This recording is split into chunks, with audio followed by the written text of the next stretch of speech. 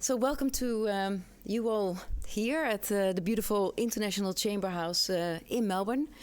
And of course also good morning and good afternoon for the people joining us virtually in Singapore, the Netherlands and elsewhere in the world.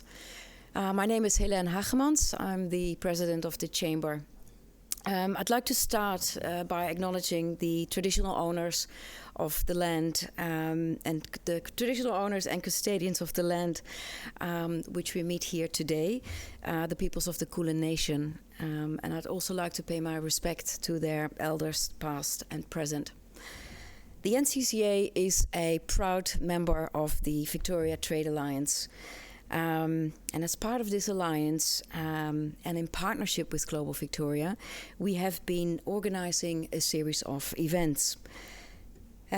These events, they aim to give Victorian businesses with an interest in further expanding or commencing their export journey into the Netherlands, to give them some new business connections, some real B2B opportunities, as well as knowledge to start them on their export journey. And we are very proud that Global Victoria has decided to partner with us. We are one of the smaller chambers, but for us to be recognized that the Netherlands is definitely worth looking at. As they say, we are the gateway to Europe. And that leads us to tonight's event, which is the third event in this series that we're doing together. And that is the leading European FinTech landscape, the Netherlands as gateway to Europe. We will hear from 4 speakers tonight who will paint a picture of the FinTech landscape, both here in Australia as well as in the Netherlands. And then we have a moderated panel discussion and Q&A. So anybody here after the speakers, if you have any questions, you can ask them then. And to all of you virtually, if you have questions during the session, please email those to info@ncca.com.au. It should also be on your screen. Let me see. Housekeeping, of course, always. Bathrooms are down the hallway to your right. First one for men, second one for women, although we are predominantly men here tonight. So yeah, let me... oh yeah, and I also have to mention, you may not have seen it on the registration desk, we are filming this session, so beware. I'd now like to also briefly introduce you to Paul O'Hagan, who is the Senior Regional Manager of the UK, Europe and Israel at Global Victoria. Paul is an expert in international trade and investment with expertise in Australia's economic and political relationships with the United Kingdom, the United States and the European Union. Paul is actually a former chief advisor to the US government on Brexit, and he was the general manager of the British Chamber of Commerce, as well as a board member of the Netherlands Chamber of Commerce. So please, Paul, invite you to say a few words on behalf of Global Victoria.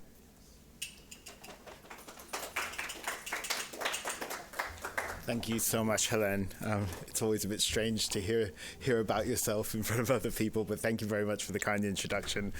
Good evening, everyone, and good evening to all of you in Singapore, in the Netherlands, and the rest of Europe. Again, my name is Paul O'Hagan, and on behalf of the Victorian Government, it really is a pleasure to welcome you all here tonight and this morning. Before I begin, I'd also like to acknowledge the traditional owners and custodians of the land on which we meet, the Wurundjeri people of the Kulin Nation, and pay my respects to elders past, present and emerging. And I'd also personally like to express sincere thoughts and condolences following the passing of Her late Majesty the Queen, for anyone who is mourning her loss at this time. For those of you who aren't quite familiar with us, Global Victoria is the state's trade facilitation agency. We proudly serve as the gateway for Victorian businesses to expand internationally. Victoria maintains the largest footprint of any state or territory internationally, with 23 trade and investment offices around the world. Our engagement in the Netherlands is currently led in market by our Victorian Government Trade and Investment Office in London under the leadership of Tim Dillon, and we also have an office in Frankfurt. But for those, some of you have already heard, we're very excited to announce that next year we'll be opening a full new trade and investment office in Paris with a dedicated commissioner for Europe, and who will have responsibility for our relations with the Netherlands. Through this network, really unparalleled within Australia, and through events like this tonight in Melbourne, we hope to build the export skills and knowledge of Victorian businesses to succeed wherever they go internationally. As you all know, Victoria shares a very deep and long-standing relationship with the Netherlands. I looked up a couple of facts. The Netherlands is the second largest export market for Victoria in the EU after Germany, and Victoria is home to the largest Dutch-born population in all of Australia. So which was very good. I know Helen will take note of that for further events and membership drive. Our economic relationship is dynamic across a whole host of sectors, including financial services and technology, the event that brings us all here tonight. And as the state looks to increase its business engagement with global partners as we emerge from the pandemic, working with partners such as the Dutch Chamber is key. And I'd like to thank Helen and other members of the board for bringing together this event tonight, one of the most technologically advanced events we've had, beaming into Europe, which is fantastic. And as Helen mentioned, we are holding tonight's event under the Global Victoria Trade Alliance. And this was put forward to help Victorian companies gain the skills and connections to facilitate their movement abroad after the pandemic.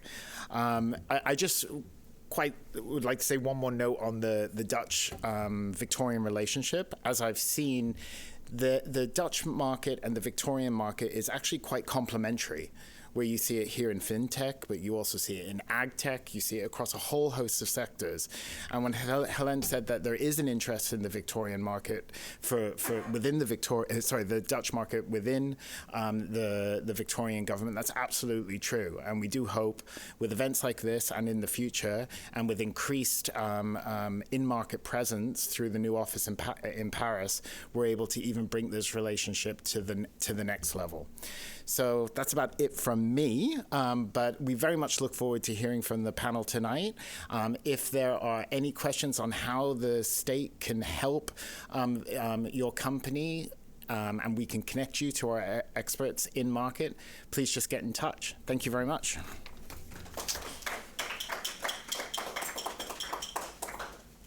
Thank you, Paul, and apologies for my not turning my phone off. And it was actually the honorary consul of the Netherlands, so I should have probably answered it, but so my apologies. So yes, I would now like to invite our first speaker, Mr. Trevor Townsend. Trevor is CEO and co-founder of Startup Bootcamp Australia. I think he's very passionate about business and technology, and as an entrepreneur, loves to help bring new ideas to life. Trevor is an experienced angel investor with a specific interest in technology, investment in startups, and early-stage companies. His diverse background includes industry experience in finance, telco, energy, IT, and the IT professional services markets. At Startup Bootcamp, he has been dedicated to establishing innovation programs that can help solve some of the world's biggest problems. Big topics that shape our future, including energy, climate change and sustainability, health and well-being via engagement in sport.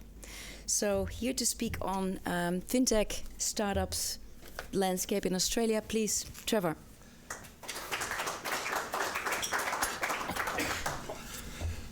Thank you, Elena. Again, it's always hard when someone speaks about you, so I'll just get that out of the way first. Welcome all and welcome everybody in the room. I would also like to start by acknowledging the traditional owners on the land on which we meet here today and pay my respects to their elders, past and present, and the elders of other communities that may be with us here today. Startup Bootcamp was founded in 2010, and it quickly grew to be the world's largest industry-focused accelerator program. We're a global family of programs that support tech founders to scale their businesses, to scale their companies. And globally, we've run over 100 accelerator programs. And for each program, we look at around 10,000 startups or more as we bring them in. We have a strong connection with the Netherlands. My two business partners here are from the Netherlands, and the original founders of the Startup Bootcamp brand back in 2010. And we started the business here in 2018 with an energy program, and in 2019 began our first FinTech program here. Little known fact that Startup Bootcamp is one of the largest investors in FinTechs by the number, not by dollars. We have one of the highest number of FinTechs in our portfolio than anyone in the world. When we first started our FinTech programs, they were largely backed by corporates, by banks and people like that, who are interested in learning what startups are doing, what disruption that they're bringing to the industry and so forth. And they provided the funding to run those programs. And over the last number of years, they've been moved to more investor focus, where investors are looking for the gains that you get out of that FinTech sector. Our focus for FinTech here in Australia going forward is our Sustainable FinTech program, and I'll introduce that a little bit to you later in the program, in the talk today. I just want to talk a little bit about where our data comes from. Like I said, we look at thousands and thousands of startups every year. This is the data from our FinTech program last year, where we start with a database of 30,000 startups. And then we go through that, we verify if they're still alive, and then we take those out of that are not on theme, and we get down to about around 1,000 startups, and we probably interview 300 to 500 of those startups. And we do this in each of the sectors that we operate in. This process gives us a unique insight into what startup founders are looking at, what early founders are looking at in the various sectors. And FinTech's, again, been one of our strong points to get started. So we can't not talk about FinTech if we don't talk about the funding and the finance behind it, yeah? And 2001 was a record year in the FinTech market. VC investment reached $115 billion in 2021. And if you include the M&A money and the crypto investments, the sector was around $210 billion with over 5,000 deals in there. So it's a huge sector, yeah?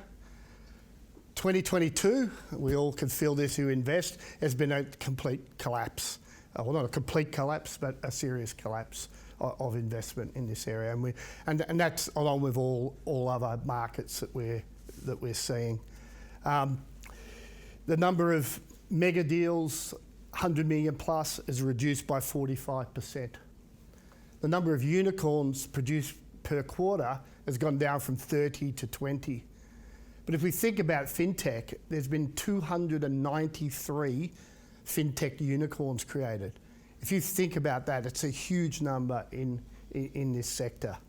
The number of exits dropped by 30%, and there was a corresponding decline in M&A, except in the capital markets and wealth tech segment. If we look at the US as a bellwether of what's going on, they've had a drop of 45% investment over the first half of the year. And we probably see more of this to come.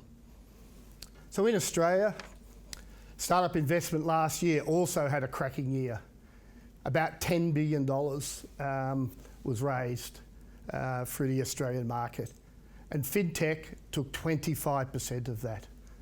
So it is by far the biggest startup sector in this country. The Afterpay deal last year, which was on the M&A side, was the largest ever corporate takeover in Australian history, and that was a local fintech. But Australia obviously is not immune to the downturn. In Q1 this year, we still saw an increase in the number of deals and value of the deals. We believe that that's deals that were completing from 2021, and probably because of our long Christmas break and so forth. But as you can see on this chart, the deals have really dropped off over the last quarter. And anecdotally, we're still seeing the same. It's really tough in the investment market at the moment. But FinTech still maintains its lead in this area. It's still about 25% of the deals being done. The sectors that are growing are hardware and IoT, and we see that's probably driven by clean tech, and we're operating in the energy sector. We're seeing a lot of activity there, and Web3 and crypto. So moving along to the numbers and the regional overview of Australia and the Australian FinTech market. Australia is now number 6 in the world ranking of FinTech ecosystems. FinTech Australia estimate that the industry has grown from 200 million in 2015 to be now a $4 billion industry. That's like huge. It's a huge part of the economy now, yeah? In Australia, payments and wallets, think of companies like Airwallex. Lending, think of neobanks like Judo with business-to-business lending. And supply chain, think of what Xero and MYOB and others are doing with trade financing and so forth, are the kind of major drivers of the ecosystem here. Our cousins in New Zealand are also pushing hard on the fintech space, and again there, the fintech's about a quarter of their tech sector, which is 8% of GDP, so it's a large sector. And New Zealand and the UK government recently did a fair trade deal where they've harmonised a lot of the fintech regulations, which will make it a lot easier for fintechs to expand there. In Australia, 50% of the Australian fintechs have overseas customers and ambitions. So it's an export market. It is one that we want to push forward. Yeah. However, the ecosystem here is also maturing at the same time, and we're seeing with the age of the startups here, we're seeing a lot of startups now, over 63% in the chart on the bottom right, that have been in business for over 3 years. And you can see that healthy growth of the startups in the business. But government is critical to success here, and the open banking legislation and pushing that through and getting that in the market is enabled, given the groundswell for fintechs to be able to move into the market. There's government funding now behind CDR, consumer data right, and we see with that push as well that we'll see a lot more opportunity for fintechs in the market. Things like R&D, tax incentives, ESIC, tax incentives for investors, angel investment, and other venture capital things are the key things that are driving us forward. When we look at our startups here in Australia, early stage, one of the characteristics we see here is a lot of them are bootstrapped. A lot of them go off their own purse for quite some time to get going.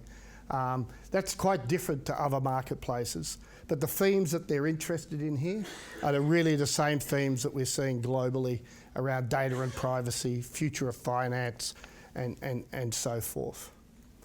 So in terms of the trends for financial services for 2022, we're seeing a move to data focused. So a lot of fintechs now are rebranding themselves as data companies. We have one in our portfolio, Habidatum, who is now packaging up climate change data and real estate data and using that in a brokering manner. We're seeing undeveloped markets really going strong. Africa, one of our largest portfolio companies, Kudo Banks, from Africa now is worth $500 million. We invested last year in a company called Settlemate in Oceania, and they're looking to provide again, a neobank in the Oceania region, which is really quite interesting.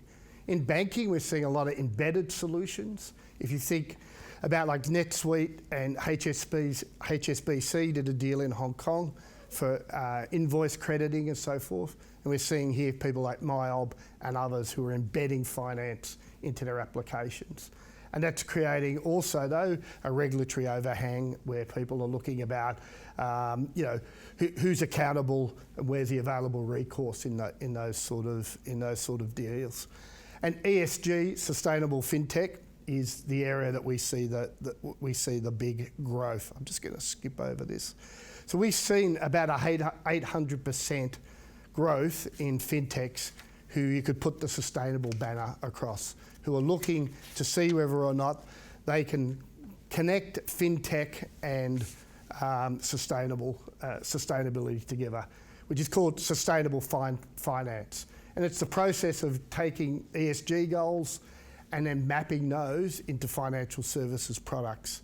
We're looking at those in 3 large chunks: financial well-being and inclusion.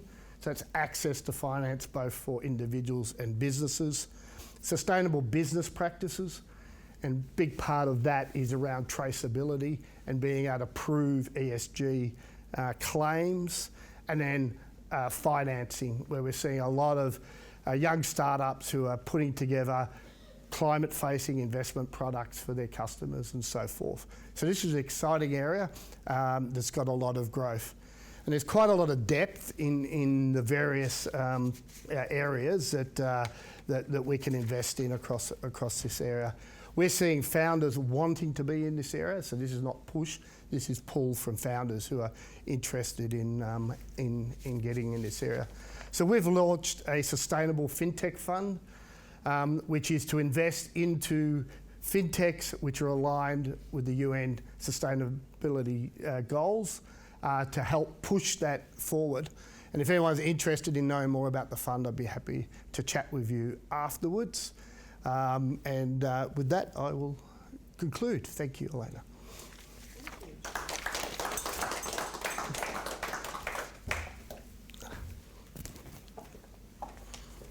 Thank you, Trevor. And yes, we'll obviously share also our speakers' details for questions if follow-ups can be emailed or so it's now time to introduce our second speaker, who is a colleague of Trevor from Startup Bootcamp, Ms. Elizabeth Kleinveld, who will be joining us from the Netherlands. Elizabeth is Partner Success Manager at Startup Bootcamp. Elizabeth is an ecosystem builder linking various parties in the financial services value chain, from startups and scale-ups to regulators, investors, and large corporates. Elizabeth spent 20 years working in the tech and banking sectors in the Netherlands, including at Holland FinTech. And she joined Startup Bootcamp's cybersecurity accelerator in 2016. Elizabeth is responsible for the corporate partners, European banks, insurers, pension funds, consultants, etc.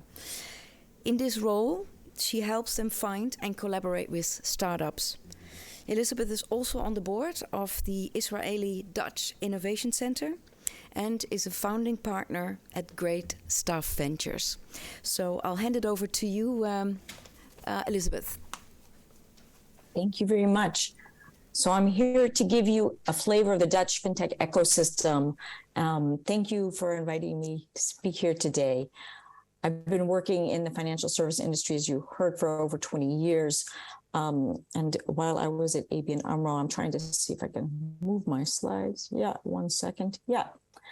While I was at ABN AMRO, I mentored a few startup bootcamp companies and introduced them to about 40 startups and scale-ups, helping them open a location in the center of Amsterdam to work with startups in 2015. Then I left and joined an ecosystem builder called Holland FinTech. They have about 300 members, from somebody who has an idea of a startup to the largest FI and everyone in between the value chain. So when Startup Bootcamp announced that they'd start the FinTech program, the MD asked me to join, and we brokered a partnership with Holland FinTech so that all of the companies that are in our FinTech and cybersecurity program, they have a free membership during that program to Holland FinTech. So a bit of background about Startup Bootcamp. You've heard a lot from Trevor already, so I'm not going to go into too much detail, but we're an early stage accelerator that helps young companies scale their business. And we're the third largest in the world, the biggest in Europe. Our programs are mentor driven. We work with, the mentors help us to scale these teams with a variety of experts and corporate partners.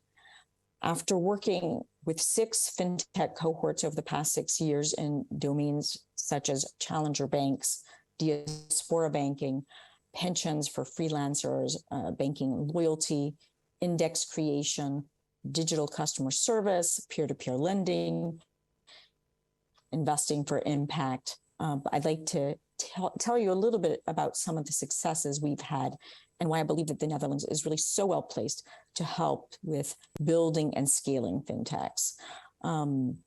First of all, we have many, well-trained employees in the Netherlands, and we know that the financial service industry here is constantly looking to innovate. We also have financial institutions who are looking to improve the way they work with clients, both in the retail side and the commercial side, and they're willing to experiment with fintechs, startups, and scale-ups. I'm going to give you some examples of this. So PGGM is one of the Dutch pension processors, and they did a POC with a cybersecurity company of ours in 2019, and after that signed a 3-year contract to work with them. Matter, which is a Danish company that provides investment services, helps their users, especially freelancers, save money for their pensions by investing in sustainable causes. And recently they received funding from NASDAQ. Bits is a company that gives bits of stock when you purchase items instead of getting cash back. And they have worked with Blocker, which is a Dutch company that's kind of similar to Target, but it's privately held. So they helped Blocker create more loyalty with clients while simultaneously helping millennials to save. So when you spend, then you're also saving because you're getting these fractional shares. They were based in the States, but they came to the Netherlands for our program and ended up staying. And recently they raised a 5 million round from a mix of Dutch investors and US investors. And that was also helped by Scale Now, which enables Dutch startups to have a good landing in the US, including finding investment there. So funny that a US company comes to the Netherlands and based on that really is able to expand and then get more funding, not just from Dutch investors, but also from ones in the US.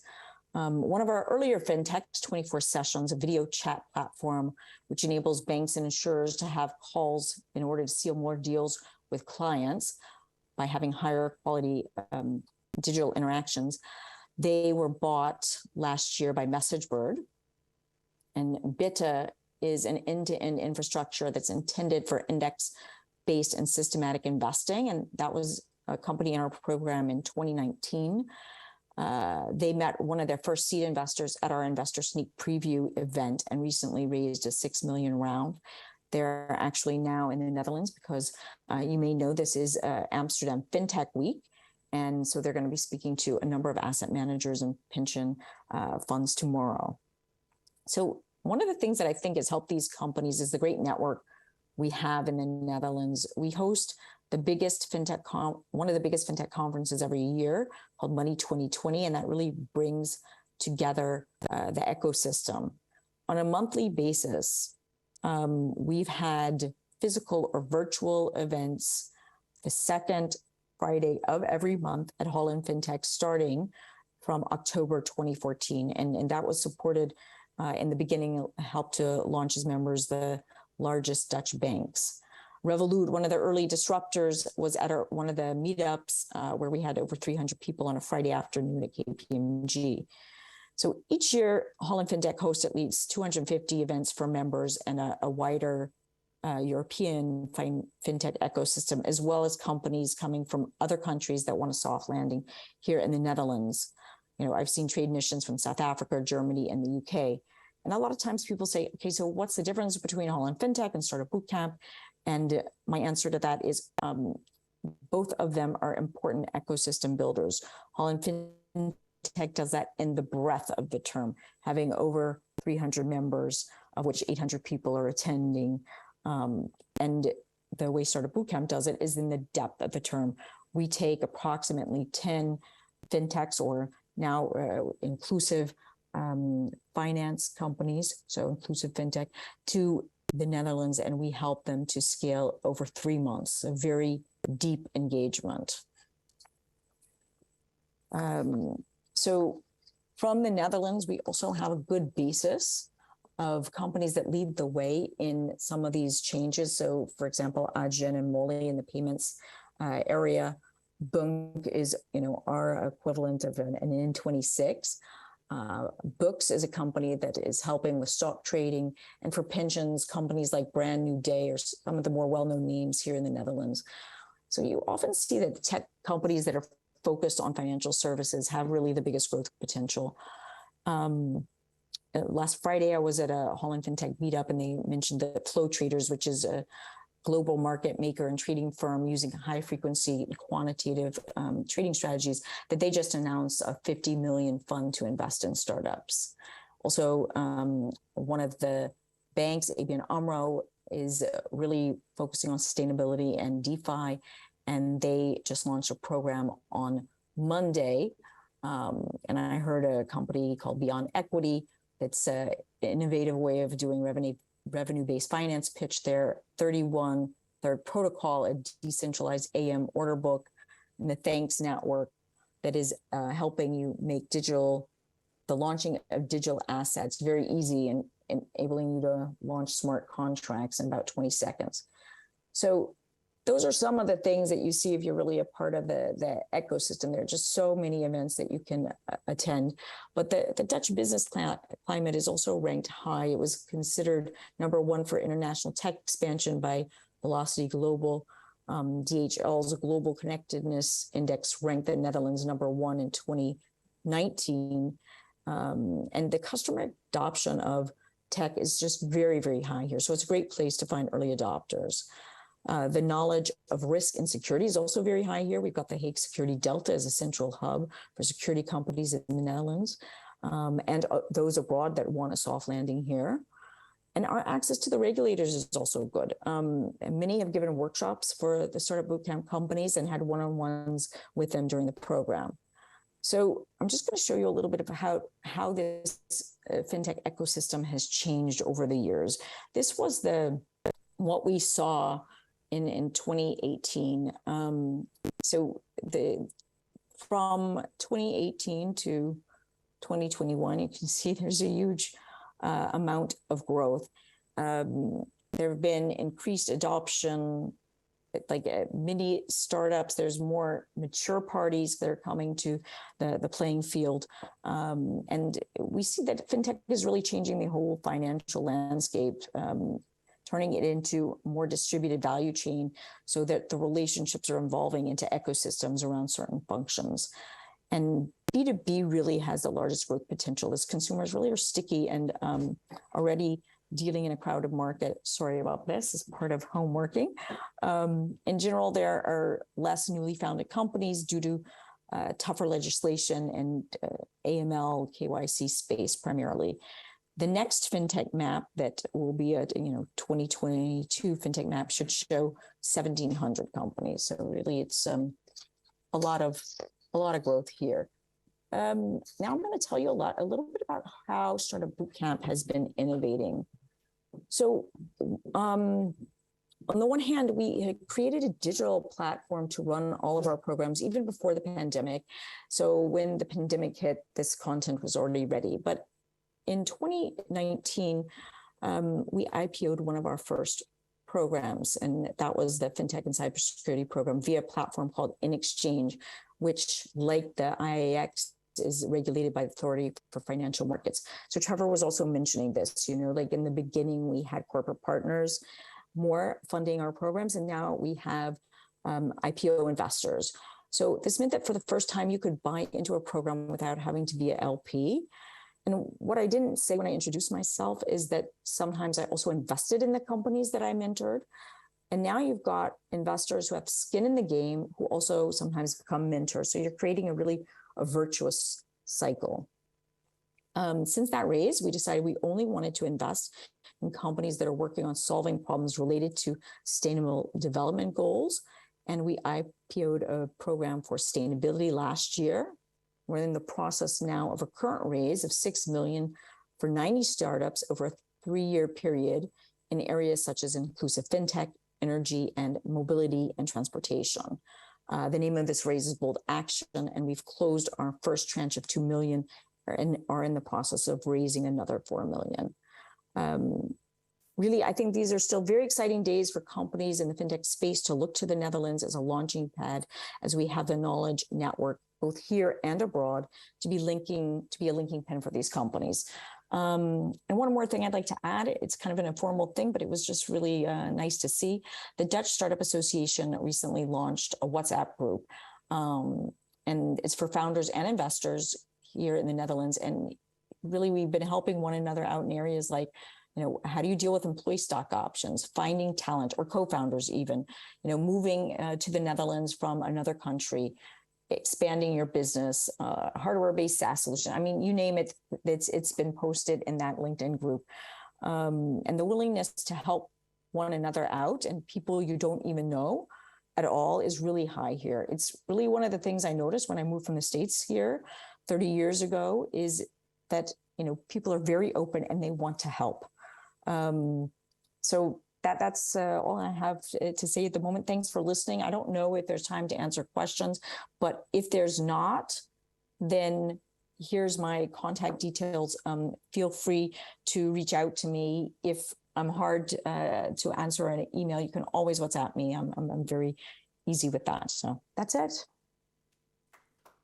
Are there time for questions, or do we just let people contact me directly?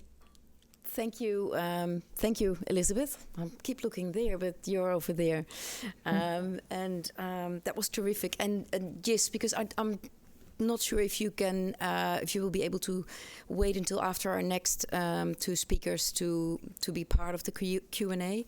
But I'm sorry, I can't. Yeah, so that's okay. But what we'll do, if there are indeed specific questions directed at you, we can collate those, or Trevor can answer them, but we will get them to you. And but again, thank you so much for being part of this today, and enjoy the rest of the day.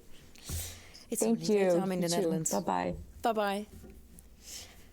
So yes, now I'm going to introduce 2 speakers. So in essence, we're now down to the last speaker, but there's 2 of them. Our next 2 speakers are both from the Netherlands Foreign Investment Agency. Adeline Tan, the Area Director for Singapore, Australia and New Zealand. And she's based in Singapore. As well as Kevin Messek, who is the Advisor Investment Projects. And he is based at the NFIA's head office in The Hague. Adeline Tan is part of the pioneer team building the foundations and networks to start the Netherlands Foreign Investment Agency offices in Singapore in 2007, and then again in 2019 here in Australia. She currently serves as the Area Director for Singapore, Australia and New Zealand, and in her role she assists companies in the above-mentioned countries to expand, relocate or diversify their business into the EU via the Netherlands. Having spent time in Australia, Europe and Singapore, she also acts like a bridge amongst various cultures when doing business. And prior to joining the NFIA, she worked in both the FMCG and oil and gas industry. Adeline holds a master's in economics and bachelor's in business, and has a passion for starting up in new markets. And I'd now like to introduce you to Kevin Messek, who as I mentioned, is based at the head office in The Hague.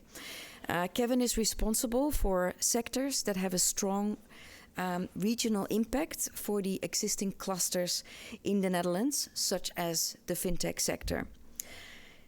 He supports companies within these sectors when they want to expand or set up business in the Netherlands.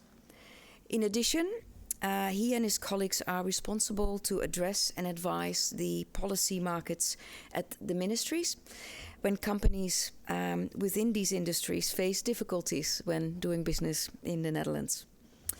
Earlier this year, he spent 5 months in Singapore working together with Adeline and her team to look for valuable and innovative companies in Singapore and Australia that are considering expansion to the Netherlands. So if you are considering expanding, obviously we have Global Victoria here and we've got the NFIA in the Netherlands, also worth checking out. So Adeline and Kevin, I will pass it on to you now and I'll be back later. Thank you, Helen. I'm Adeline. I would have loved to be on site with all of you today, but glad to have the opportunity to do this online. Thank you, Global Victoria and NCCA for inviting us to this event.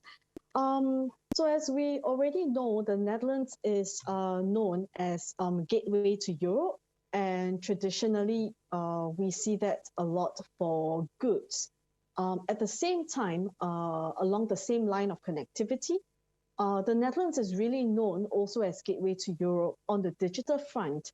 So we have in the last couple of years seen numerous fintech companies amongst many other industries landing in the Netherlands itself.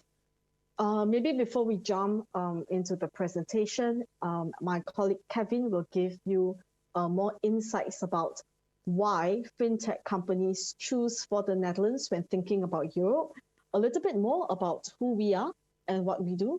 So Kevin and myself represent the Netherlands Foreign Investment Agency, NFIA in short. We're national government in the Netherlands, and we operate within the Invest in Holland network. So what we do primarily is to inform companies who are interested to operate in Europe with a fiscal establishment. What's the best way to set up in the Netherlands? In terms of site selection within the Netherlands, we work together with our regional partners. We also organize very customized fact-finding trips for companies who are interested to explore opportunities, and basically information relating to the setup, those we are able to provide. And we do that on a complimentary, no obligation basis for companies. And of course, within this network, we work a lot with our partners, service providers. So I'm really glad also to hear Elizabeth's and Trevor's presentation earlier, because that's exactly how we work within the ecosystem as well, to really promote the Netherlands as a gateway. And on that note, I have for the last 15 years been with the NFIA, and the last 9 years we are operational in Australia. So the great thing is that the Victorian government also has a lot of support, as Paul has elaborated earlier. So we work very closely with them as well in terms of providing that support to Australian companies. So here I'd just like to give a snapshot of the Australian companies that are in the Netherlands. This list is obviously not exhaustive, but I think you would recognize already a couple of names on there. In the last year, we have landed Air Wallex and also Commonwealth Bank. Not on this list, but already public information. FinPay from Australia as well has chosen for the Netherlands as their home for their European operation. So without any delay, I pass the mic over to my colleague Kevin, who will share with you the reasons why this is happening. Thank you so much, Ellen, and good afternoon. Actually, good evening, everybody. Good morning from the Netherlands. My name is Kevin, and I'm based in The Hague. And it's really a pleasure to be part of this webinar and being here with you today. I'm going to tell a little bit about the fintech ecosystem in the Netherlands. And obviously, as we know, there are way more factors that are important for you when you're considering investing in Europe and in particular in the Netherlands. But let's just give you a short overview. And I know to some extent it might be a little bit of a repetition also of what Elizabeth just told us, but it's actually great, I think, to build further on that. So the fintech community, there are over 1,000 fintech communities at this moment in the Netherlands. As we just heard from Elizabeth, it might be already near the 1,700 at this moment. Some of those companies you might know already. It's more the payment service providers such as Adyen, Molly or Buckaroo, but also the online bank. And of course, like Adeline just mentioned, and we are very proud of, for example, an Australian company, Airwellex, that have chosen the Netherlands when they were considering expanding to Europe. And next to fintech, we think it's important to note that the tech sector as a whole is a very vibrant and, let's say, important sector for the Netherlands, and includes companies such as, for example, Philips or ASML when talking about more the chip maker or the deep tech companies. Then some reasons how, let's say, the business climate made it possible for those companies to grow so rapidly. So first is adapting the rate of fintech, as Elizabeth already mentioned, the high share of payments online. In the Netherlands, it was already way more usual than paying with the traditional credit card transactions, for example. Everyone has good access to financial services. Dutch banking community really embraces fintech technologies and innovations such as instant payments. But another reason is that the Netherlands is one of the better connected countries within Europe. For example, if you look at our data centers, it's a good place for traders, such as, for example, Flow Traders or Optiver. They are based in Amsterdam. And compared to the rest of Europe, we see that the tech ecosystem ranked number 3 in Europe for combined eco value. That's just behind Germany and the UK. And last but not least, according to the World Happiness Report, it's fun to live here, but it's very close to Australia. I think Australia is number 12 at this moment. The Netherlands is number 5th. So if you like Melbourne already, then wait until you see the Netherlands. Can I have the next slide, Adeline? So if we start looking at how the Netherlands startup ecosystem has progressed in the last year and how it is performing compared to its European neighbors, then we see that we have moved from spot 19 in the world to 14 and second in Europe, punching actually a relative above its weight in relative terms.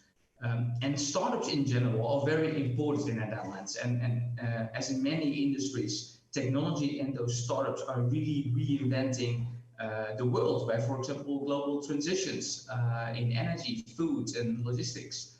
And we as Dutch government, we also find it very important to sort of embrace startups, not only because of those reasons, but also because we know that startups create more jobs, they are more productive, they grow faster, sort of like inject flexibility and resilience into our labor market.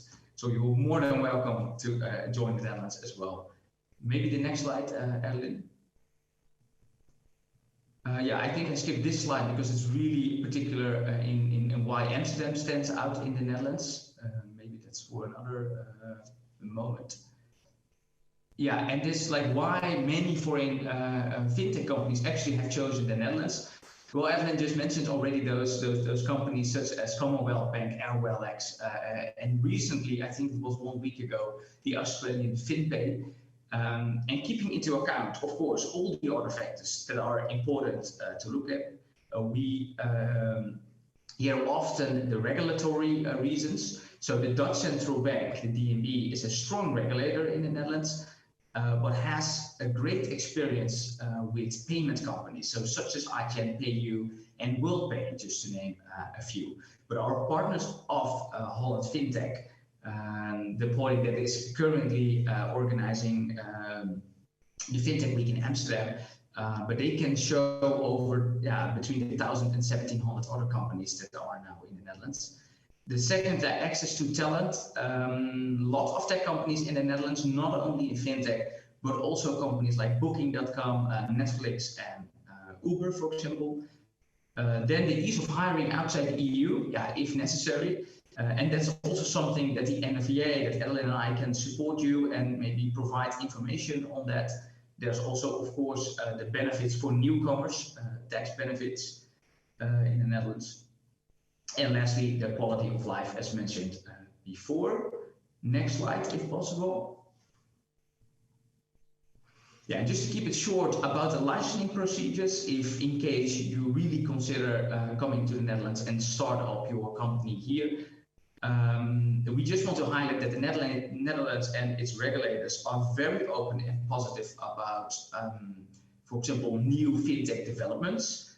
And the regulator system is quite similar, actually, to the one in the UK with its twin peak model and this split model of supervision, actually, and responsibility. So how we usually work is that we bring you as a fintech startup company in contact with one of our right service providers, then actually to get a clear picture of what is necessary in order to apply for a European EMI license. It's maybe good to note, once you apply for a European license in the Netherlands, then it's obviously valid for the rest of Europe as well. And after that, the Dutch Central Bank is always very open, actually, to have an open introduction meeting with you, with your company, to see if you meet the necessary requirements. But that's something that we do in collaboration with both the Central Bank, with the service provider, and also together with you, of course. Let's give the floor back to you, Ellen. Thanks, Kevin. So those are really some very high-level reasons why companies think about the Netherlands. Every company would have their own specific decision-making factors, so their must-haves and good-to-have. So I'd just like to share that after this session, Kevin and I will share our contact details, and we very much welcome the opportunity to also be in touch with you to understand your company's business and your aims and ambitions in the Netherlands, and then see how best to facilitate you in that.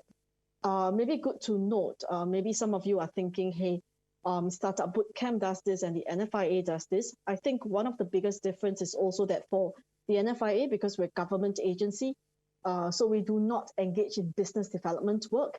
And that is where partners like Startup Bootcamp are really good in connecting you to people within the ecosystem.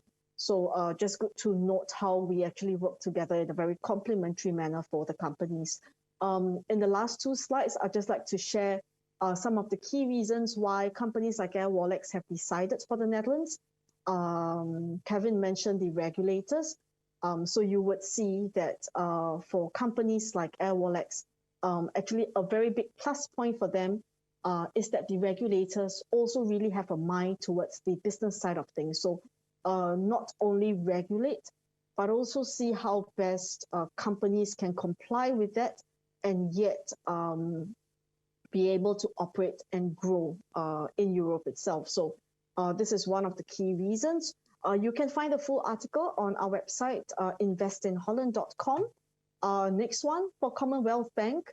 As everyone knows, with Brexit, companies really had to make some decisions with regards to their presence in Europe. So Commonwealth Bank made that move, and they do have a very sizable team right now in Amsterdam. So I just wanted to give you all a snapshot of what are the type of companies in Australia with regards to fintech that are already in the Netherlands itself. For us, I have to smile when Elizabeth and Trevor presented the data for 2021. Likewise, for us at NFIA, especially in this region. So I'm seated in Singapore, but covering also Australia and New Zealand. We have seen a record number of companies actually deciding to set up a physical establishment in the Netherlands for their European business. One of the reasons is, of course, with COVID, with travel restrictions in place, companies have realized that in order to really grow the team, and it's always a chicken and egg question, should I have more business on the ground before I set up a team? Or should I set up a team and then grow the business in a more rapid way? So we can always have such discussions. So if you're interested, please reach out to Kevin and myself. We're always happy to hop on a call with you to discuss in further what works best for you and your company. Thank you. Thank you so much. Thank you, Adeline and Kevin. I thought that was terrific, and you make it sound all easy and welcoming. You want to just come to the Netherlands now